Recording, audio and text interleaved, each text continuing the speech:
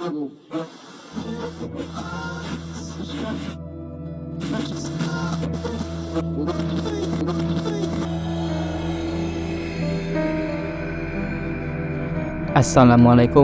warahmatullahi wabarakatuh. Halo pemirsa setia, di mana saja berada. Jumpa lagi bersama kami di channel yang selalu memberikan kisah-kisah misteri dari berbagai tempat di tanah air. Kali ini kita akan mengangkat kisah tentang seorang gadis karyawan sebuah perusahaan media hiburan yang mengalami kerasukan jin setelah tanpa sengaja memetik sebuah jeruk, yang ternyata jeruk tersebut adalah mainan kesayangan anak jin yang tinggal di sebuah villa. Seperti apa kejadiannya? Sebelum kita dengarkan kisahnya, alangkah baiknya untuk menekan tombol subscribe dan tanda lonceng agar tidak ketinggalan kisah-kisah misteri terbaru dari kami.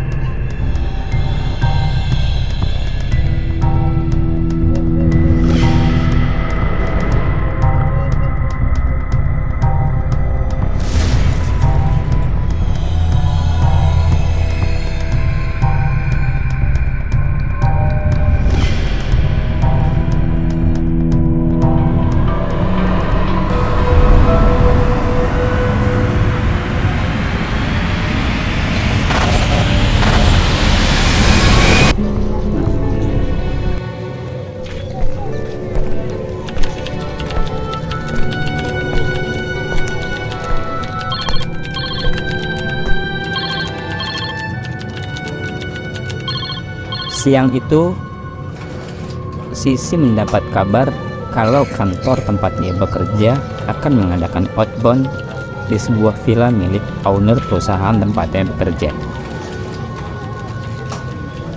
Mendengar berita gembira tersebut, Sisi menghubungi Landy yang kebetulan saat itu sedang berada di rumah kontrakannya karena shift kerja yang berbeda. Namun, sepertinya Landy tidak bisa ikut karena pekerjaannya sedang banyak dan hampir mendekati deadline. Dengan perasaan sedikit kecewa, Sisi terlihat kurang bersemangat karena momen seperti ini jarang diadakan di perusahaan tempatnya bekerja. Sedangkan Yanti, temannya yang tinggal satu rumah kontrakan dengannya pun tidak dapat ikut karena sedang bertugas di luar kota saat itu. Tanpa kehadiran sahabat di momen seperti ini, pastilah membuat keseruan acara outbound ini menjadi tidak lengkap.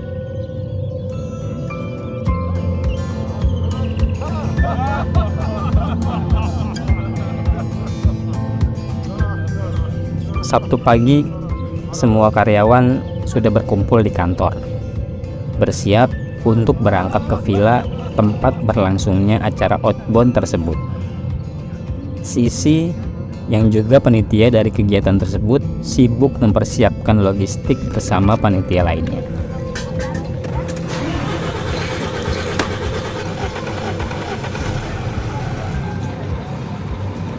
Setelah semua siap, tepat jam 7 pagi, rombongan outbound ini berangkat dengan menggunakan satu bis dan 2 kendaraan pribadi.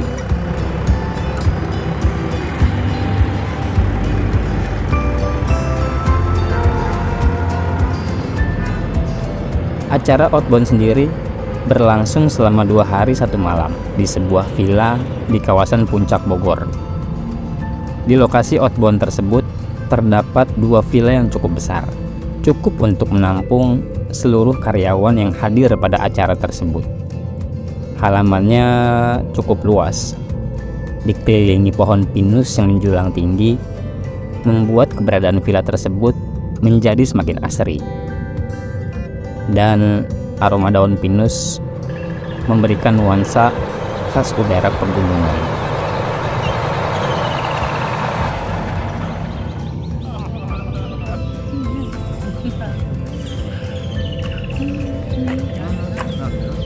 Rombongan yang baru tiba tersebut terlihat langsung masuk ke dalam villa untuk meletakkan perbekalan mereka di kamar yang sudah diatur penempatannya oleh panitia.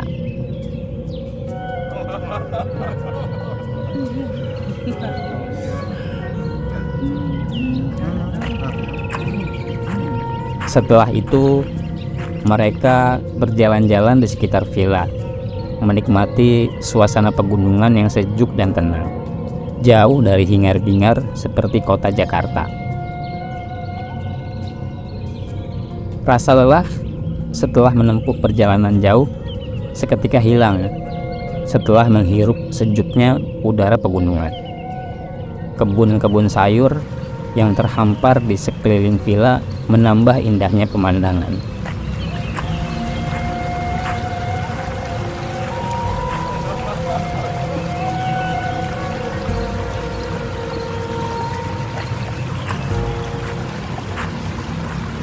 Selama berada di villa, banyak sekali kegiatan yang diadakan oleh panitia. Namun yang paling ditunggu-tunggu adalah barbeque di malam harinya, setelah melewati berbagai keseruan acara.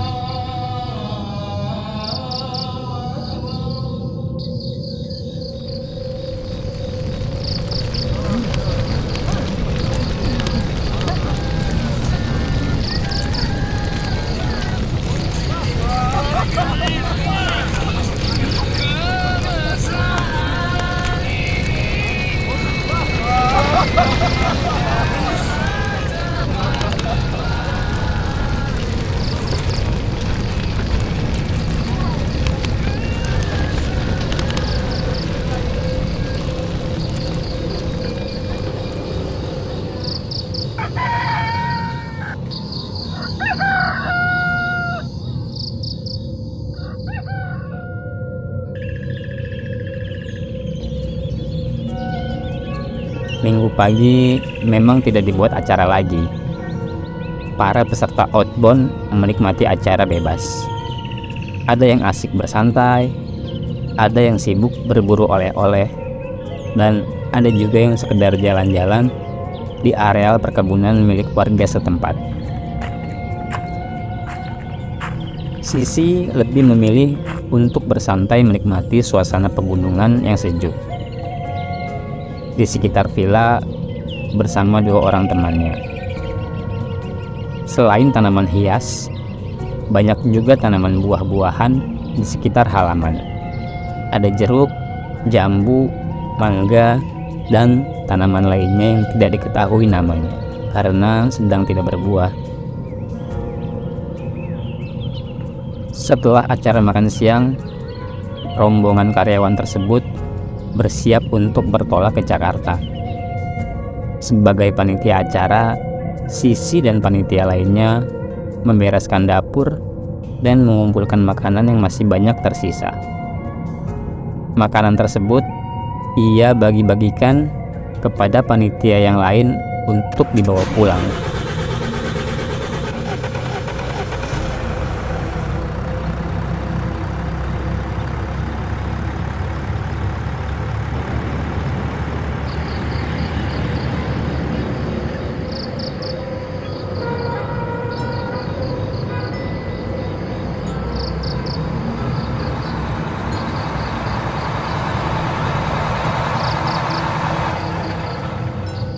Sekitar pukul 7 malam, rombongan tiba di kantor. Kemudian mereka berpisah untuk pulang ke rumah masing-masing. Sisi yang mengontrak rumah di dekat kantor pulang jalan kaki dengan tergopoh-gopoh karena membawa perbekalan dan oleh-oleh dari Bogor.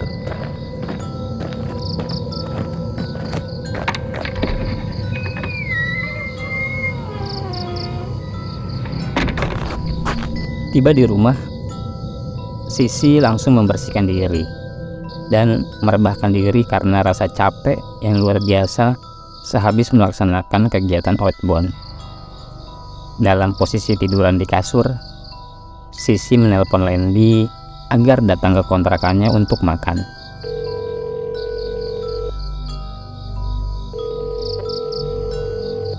Dan tidak lupa juga Sisi menyuruh Landy untuk mengajak teman-temannya agar ikut makan bersama. Ternyata makanan yang dibawa Sisi masih banyak, sisa dari acara outbound tersebut.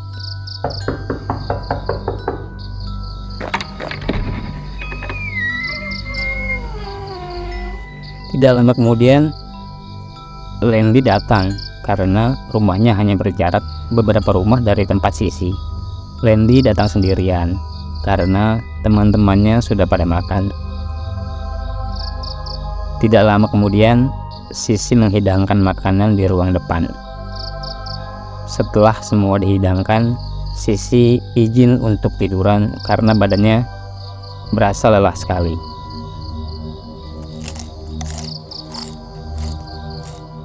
Landy sendirian makan di ruang depan yang bersebelahan dengan kamar Sisi. Sambil makan, Landy bertanya tentang bagaimana acara outbound kemarin. Sisi pun bercerita tentang pengalamannya selama outbound. Mereka ngobrol tapi tidak dalam satu ruangan. Landy berada di ruang depan, sedangkan Sisi berada di kamar. Selesai makan, Landy terlihat santai sambil memegang handphonenya. Tak lama kemudian, Sisi memanggil Landy dan berkata sepertinya ada sesuatu yang ingin masuk ke tubuhnya. Perlu diketahui bahwa Sisi memiliki kepekaan terhadap makhluk yang tak kasat mata. Tubuhnya sangat sensitif dan mudah kerasukan makhluk halus. Sisi sendiri baru menyadarinya saat ia masih duduk di bangku SMP, kalau dirinya sangat sensitif terhadap makhluk-makhluk dari dunia lain. Malam ini, Sisi merasakan seperti ada yang ingin masuk ke tubuhnya. Makanya ia memanggil Landy. Kemudian Landy masuk ke kamar untuk mengetahui kondisinya. Saat itu Landy melihat Sisi seperti orang yang sedang sesak nafas. Tubuhnya mulai kaku, tatapannya kosong. Landy bingung melihat keadaan Sisi yang demikian. Ditambah lagi, Landy belum pernah mengalami hal-hal yang seperti ini. Landy berusaha mengajak Sisi untuk bicara, tapi Sisi seperti tidak sadarkan diri. Landy yang ketakutan coba menghubungi teman-temannya yang ada di rumah kontrakannya, yang letaknya hanya beberapa meter dari rumah kontrakan Sisi. Tidak lama kemudian, Acil dan Aam datang ke kontrakan Sisi.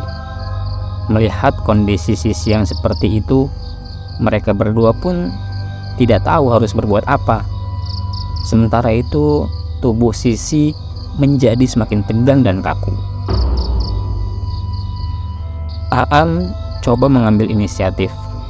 Ia pulang sebentar untuk mengambil Al-Quran.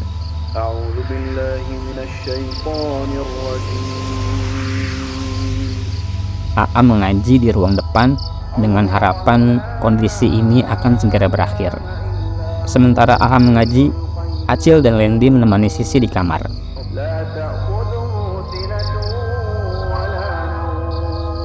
Baru beberapa kalimat Aam baca, tiba-tiba Sisi duduk. Dengan mata melotot, ia tertawa nyaring.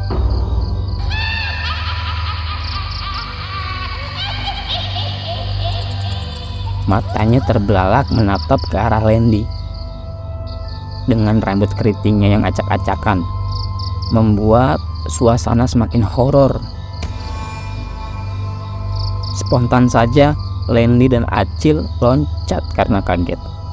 Mereka bertiga berlari keluar. Kemudian, Landy segera menghubungi teman kantornya yang bernama Eko untuk dimintai pertolongan, karena Eko dikenal oleh teman-temannya bisa mengetahui hal-hal yang gaib. Kebetulan Eko tidak ada di kantor. Dalam kondisi panik tersebut, Aam mendatangi tetangga mereka yang biasa mengobati orang-orang yang kesurupan.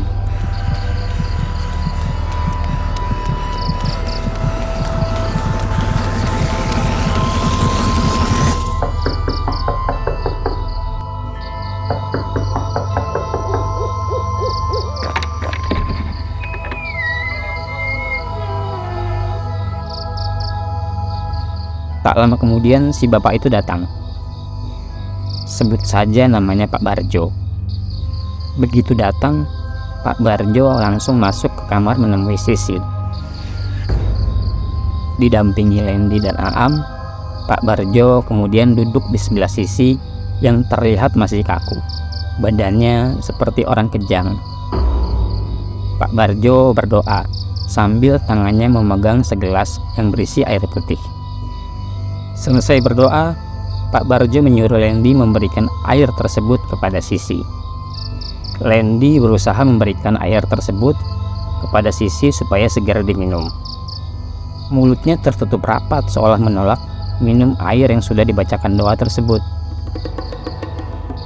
Lendi terus berusaha agar Sisi dapat minum walaupun cuma sedikit. Dengan menggunakan sendok, Lendi berusaha menyuapkan air tersebut ke mulutnya. Tetap saja Sisi menolak dengan mendorong tangan Lendi yang sedang memegang sendok tersebut. Dengan mata yang melotot, Sisi mengeluarkan suara mengerang seperti harimau yang hendak menerkam mangsanya.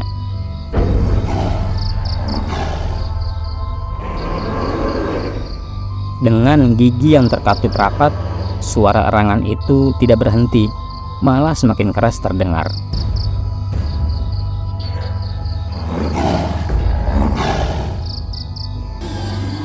Badannya yang kaku bergerak seperti hendak melepaskan diri dari pegangan Aam dan Lendi, sementara Acil memegangi kedua kakinya. Pak Barjo terus berdoa, memohon perlindungan dan keselamatan kepada Tuhan agar peristiwa ini segera berakhir. Tak lama kemudian, Sisi terkulai lemas di atas tempat tidurnya. Mungkin jin yang masuk ke tubuhnya sudah pergi, pikir Lendi. Suasana kemudian menjadi tenang. Sisi sudah mulai sadar walaupun kondisinya masih lemah. Kemudian Sisi bertanya kepada Lendi, "Apakah Yanti sudah pulang?" Tanyanya kepada Lendi. "Belum. Emangnya kenapa?" Lendi balik bertanya. "Tadi aku melihat Yanti datang sama keponakannya langsung menuju ke dapur," jawab Sisi. Yanti biasanya memang suka datang membawa keponakannya yang masih berusia 5 tahun untuk menginap di rumah kontrakan mereka. Lendi kemudian menyuruh Acil untuk memeriksa keadaan dapur. Siapa tahu memang Yanti ada di dapur atau mungkin ada orang lain. Acil pun memeriksa dapur. Dilihatnya tidak ada siapa-siapa. Tiba-tiba bulu kuduknya langsung merinding. Acil lalu bergegas meninggalkan dapur. Melihat suasana sudah kondusif, Pak Barjo duduk di teras bersama Aam dan Acil. Mereka terlihat asik ngobrol sambil menikmati sebatang rokok.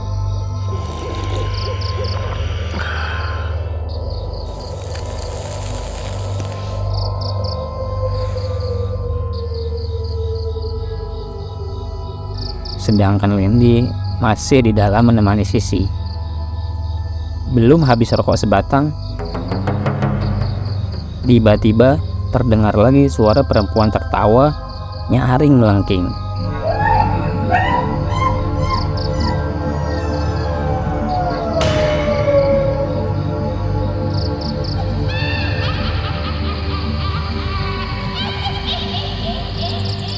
Ternyata kondisi Sisi belum benar-benar stabil, sehingga jin itu bisa keluar masuk seenaknya ke dalam tubuh Sisi yang memang gampang dimasuki. Pak Barjo kembali berdoa sambil memegang gelas berisi air putih. Setelah itu, air tersebut ia cipratkan ke muka dan seluruh badan Sisi. Kali ini bukan suara tertawa yang keluar dari mulut Sisi, melainkan suara teriakan seperti orang kesakitan.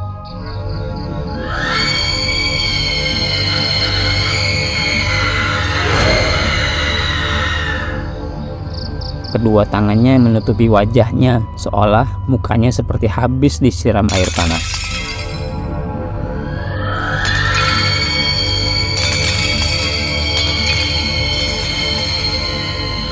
Dari arah dapur terdengar suara piring dan gelas berjatuhan, seperti ada seseorang yang sedang mengamuk di sana. Beberapa saat kemudian, suasana rumah menjadi tenang. Sisi kembali terkulai lemah. Badannya sudah tidak kaku lagi. Melihat keadaan sudah normal kembali, Pak Barjo, Aam, dan Acil keluar dari kamar. Hanya Lendi yang masih berada di kamar untuk menemani Sisi. Kemudian Sisi mulai sadar. Ia merasa sangat haus dan minta diambilkan segelas air putih. Lalu Lendi memberikan segelas air yang tadi sudah didoain sama Pak Barjo. Saat Sisi hendak meneguk air tersebut, Lendi bersiap ambil ancang-ancang, takut kalau terjadi sesuatu seperti tadi. Setelah meneguk air tersebut, Sisi tidak menunjukkan reaksi apa-apa. Ia kembali rebahan di atas tempat tidurnya sambil bertanya pelan ke Lendi mengenai apa yang barusan terjadi. Lendi pun menceritakan apa yang baru saja Sisi alami.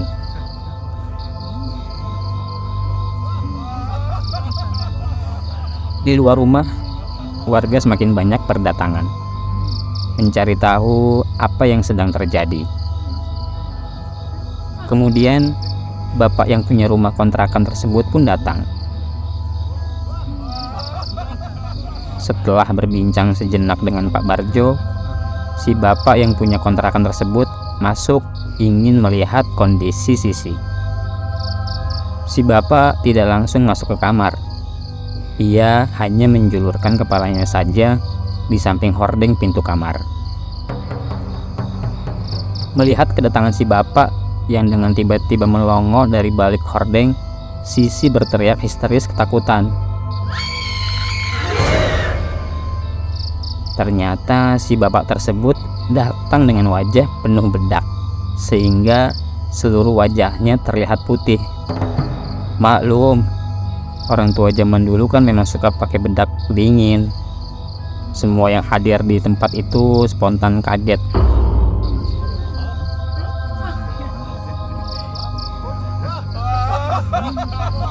Tapi akhirnya mereka tertawa terpingkal-pingkal melihat ulah si bapak yang membuat Sisi kaget.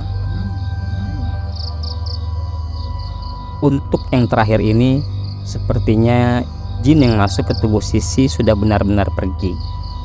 Para tetangga satu persatu meninggalkan rumah Sisi. Lendi, Aam, dan Acil memutuskan untuk menemani Sisi, berjaga-jaga, takut kalau terjadi hal-hal yang tidak diinginkan.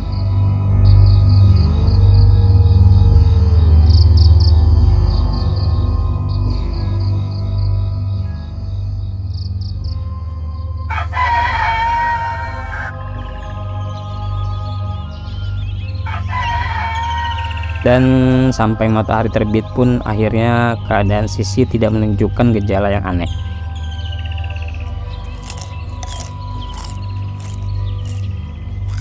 Pagi itu, saat mereka sedang asik sarapan, datanglah temannya Lendi yang semalam coba Lendi hubungi. Sambil tersenyum kecil, Eko bertanya kepada Lendi. "Semalam kenapa?" tanya Eko. Lendi menceritakan kronologi kejadiannya kepada Eko. Eko mendengarkan dengan khusyuk. Setelah itu Eko diam sejenak. Tak lama kemudian Eko bertanya kepada Lendi, "Coba tanya ke Sisi, apakah dia mengambil sesuatu saat berada di villa?" Perintah Eko. Lendi pun menyampaikan ke Sisi pertanyaan dari Eko. Sisi baru teringat kalau dia sempat mengambil jeruk saat jalan-jalan di halaman villa. Di situ ada satu pohon jeruk yang sedang ada buahnya, dan Sisi mengambil salah satu buah yang paling besar, cerita Sisi. Itu buahnya masih di dalam tas yang berwarna merah, ucap Sisi. Lendi pun masuk ke dapur memeriksa isi tas yang dimaksud.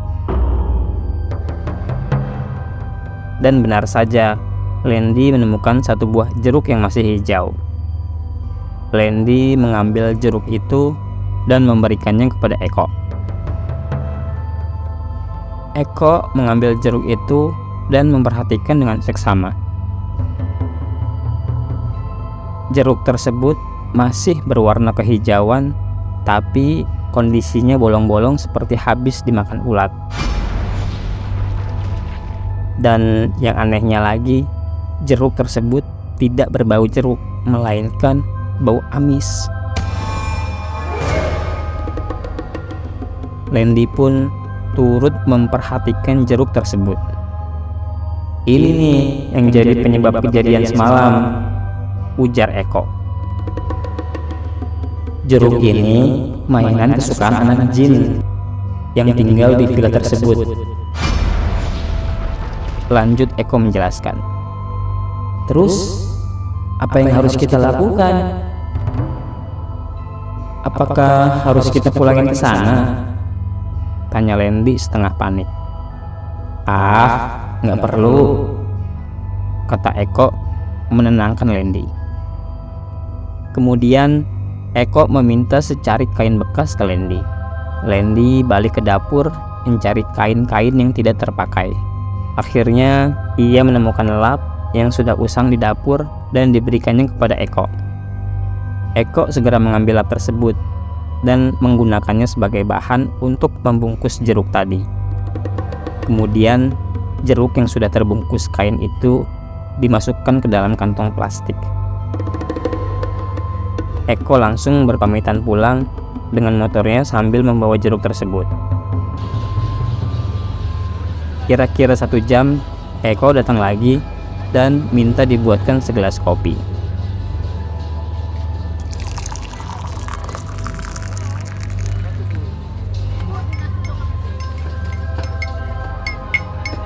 Setelah kopi siap, Eko menceritakan kemana jeruk tadi ia bawa.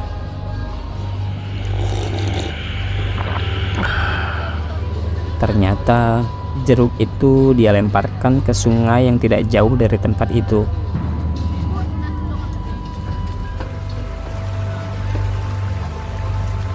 Eko melanjutkan ceritanya bahwa saat jeruk itu ia lemparkan ke sungai yang arusnya tenang, jeruk itu timbul tenggelam bagaikan pelampung pancingan yang dimakan ikan. Selanjutnya, jeruk tersebut akhirnya hilang dari pandangan karena terbawa arus sungai. Mendengar cerita Eko, bulu kuduk Lendi berdiri.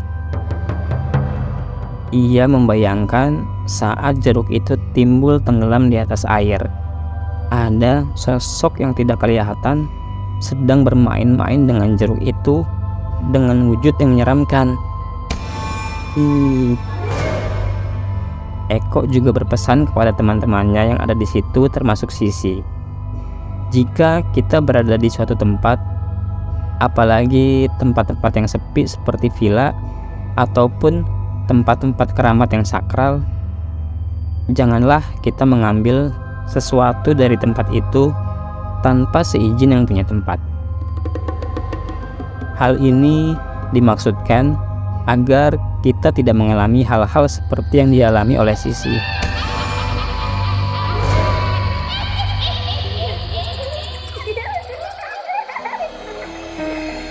Demikianlah kisah tentang jeruk yang merupakan mainan anak jin yang bersemayam di sebuah villa. Sebagai sesama makhluk ciptaan Tuhan, sebaiknya kita harus saling menghormati, tidak berbuat sesuatu yang dapat menyinggung perasaan makhluk, baik yang kelihatan maupun yang tidak kelihatan. Semoga kita dapat mengambil hikmah dari kisah ini. Sampai jumpa lagi di kisah-kisah berikutnya yang tidak kalah seru dan lebih menyeramkan tentunya. Wassalamualaikum warahmatullahi wabarakatuh.